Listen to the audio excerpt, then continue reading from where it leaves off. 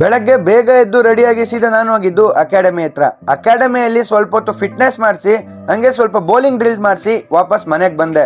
ಮನೆಗೆ ಬಂದು ಬ್ರೇಕ್ಫಾಸ್ಟ್ ಮಾಡ್ಕೊಂಡು ದೇವ್ರಿಗೊಂದು ನಮಸ್ಕಾರ ಹಾಕೊಂಡು ಸ್ಕೂಲ್ ಕಡೆ ಹೊರಟೆ. ಇವತ್ತು ನನಗೆ 2 ಸ್ಕೂಲ್ ಇತ್ತು. ಈ ಸ್ಕೂಲಲ್ಲಿ ಛೋಟಾ ಭೀಮ್ ಕೈಯಲ್ಲಿ ಒಂದು ಲಡ್ಡು ಇತ್ತು, ಕೆಳಗಡೆ ಈಟ್ ಹೆಲ್ತಿ ಫುಡ್ ಅಂತ ಬರ್ದಿತ್ತು. ಲಡ್ಡು ಹೆಲ್ತಿ ಫುಡ್ ಇಲ್ಲ ಅಂತ ನೀವು ಕಮೆಂಟ್ ಮಾಡಿ. ಅಲ್ಲಿಂದ ಸೀದಾ ನಾನು ಇನ್ನೊಂದು ಸ್ಕೂಲ್ ನನ್ನ ಕದಂ ಸ್ಕೂಲ್ಗೆ ಹೊರಟೆ. ಅಲ್ಲಿ ಇವತ್ತು ಸ್ಪೋರ್ಟ್ಸ್ ಡೇ ಪ್ರಾಕ್ಟೀಸ್ ಮಾಡಿಸ್ಬೇಕಿತ್ತು. ಸ್ಪೋರ್ಟ್ಸ್ ಡೇ ಪ್ರಾಕ್ಟೀಸ್ ಎಲ್ಲ ಮಾಡಿಸಿ ಸಂಜೆ ಮನೆಗೆ ಬಂದು ಒಂದು ಕಬ್ಬಿನ ಜ್ಯೂಸ್ ಕುಡ್ಕೊಂಡು ನೆಕ್ಸ್ಟ್ ದಿವಸ ಬೆಳಗ್ಗೆ ಬ್ರೇಕ್ಫಾಸ್ಟ್ ಮಾಡಿ ಸೀದಾ ನಾನು ಹೋಗಿದ್ದು ಮ್ಯಾಪಲ್ ಬೇರ್ ಕೆನಡಿಯನ್ ಸ್ಕೂಲ್ಗೆ.